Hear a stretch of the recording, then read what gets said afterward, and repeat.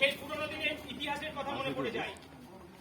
1947 সালে আজকের এই 15ই আগস্ট দিনটি ছিল আমাদের জন্য অত্যন্ত গুরুত্বপূর্ণ একদিন।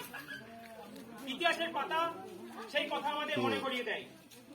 আজ 1947 সালের পর থেকে আজ আমরা 2021 সালে এসে দাঁড়িয়েছি। আজ আমরা সেই শুভ দিনটিকে পেয়েছি 15ই আগস্ট। সেই দিনটি আমাদের জন্য এক বিশেষ দিন। ইংরেজ সরকার আমাদের দেশে এসেছিল, ভারতবর্ষে এসেছিল তারা ব্যবসা বাণিজ্য করার জন্য, আমরা সবাই জানি। কিন্তু সেই দিনটিতে মানুষ জানতো না যে তারা এসে আমাদেরকে শাসন কথাটা তো একটা খুব ছোট কথা।